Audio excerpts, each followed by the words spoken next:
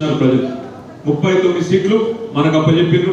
అందులో హైదరాబాద్ అనే 16 సీట్లు మనకు అప్పచెప్పి మన గౌరవాన్ని కాపాడింది, గౌరవాన్ని పెంచింది. వాస్తవం ఏంటి అంటే మనమేమో నిజాన్ని నమ్ముకున్నాం.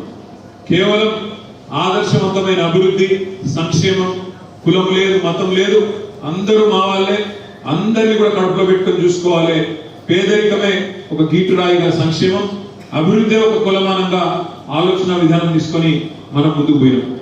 కానీ అవతల వాళ్ళు ఎట్లన్నా గెలవాలని చెప్పి ఇప్పుడే సీనన్న చెప్పినట్టు బస్సు ఫ్రీ, బంగారం ఫ్రీ, నువ్వు ఏది అడిగితే అది ఫ్రీ అని చెప్పి 420 హామీలు ఇచ్చి 420 హామీలు ఇచ్చి మరి అన్ని వర్గాల ప్రజల్ని కూడా ఆకట్టుకునే ప్రయత్నం చేసి ఆఖరికి 1.85% తేడాతో మాత్రమే, అంటే రాష్ట్రం మొత్తంలో తీసుకుంటే 4 లక్షల ఓట్ల తేడా మాత్రమే వాళ్లకు మనకు ఉన్నప్పటికీ అధికారం చేజిక్కించుకున్నారు.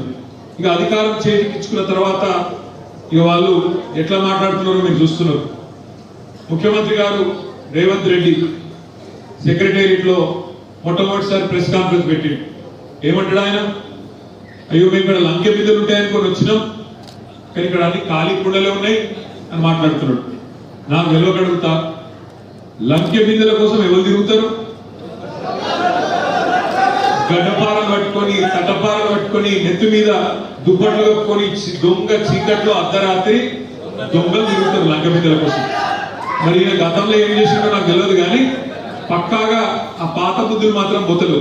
అందుకే సెక్రటేరియట్ పోయి ఆడ చేయాల్సిన పని చేయకుండా, ప్రజలకు ఇచ్చిన హామీల గురించి మాట్లాడకుండా, లంకె బిందెలు లేవు, ఖాళీ కుండలు ఉన్నాయి అని ఎత్తేసినట్టు మాట్లాడుతున్నాడు.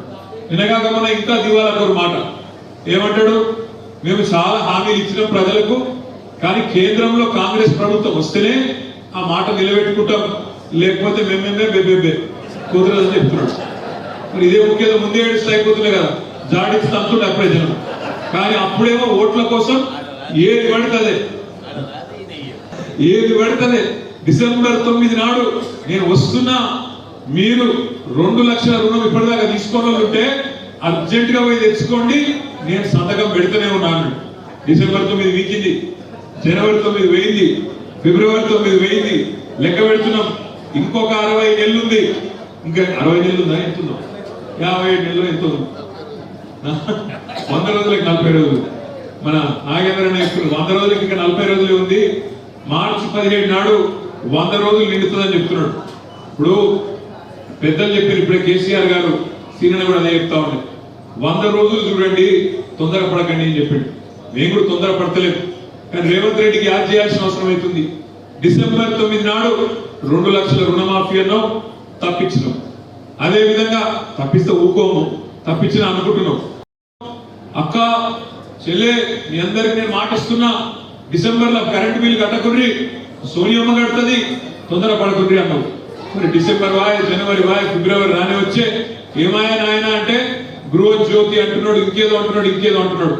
అందులో కూడా నేను హైదరాబాద్ లో ఉండే మా అన్నలకు, తమ్ములకు, అక్కలకు, చెల్లెలకు విజ్ఞప్తి చేస్తున్నాం.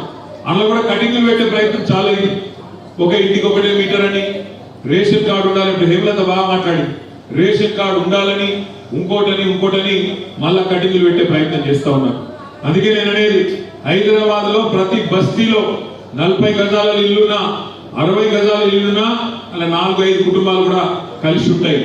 అందుకే మనం రేపు డిమాండ్ చేయాలి, ఖచ్చితంగా నిలదీయాలి. ఏమని? ప్రతి మీటర్కు 200 యూనిట్లు నువ్వే చెప్పినావు, తప్పకుండా ఇయ్యకపోతే బీఆర్ఎస్ పార్టీ ఊకోదు. మొత్తం హైదరాబాద్ అంతటి కూడా ఒకటి చేసి ఇచ్చిన అందరికి పుస్తకం వచ్చిందా? 420 ఒకసారి తీసి చూపెట్టుకున్నాం. 420 పుస్తకం ఎవరెవరికి వచ్చినా ఒకసారి చూపెట్టు. హామీలల్లా ఇవన్నీ ఉన్నాయి, 1-2 కాదు, ప్రెస్లో కూడా ఇస్తాం, ప్రెస్లో అయితే ఈ 420 హామీలల్లా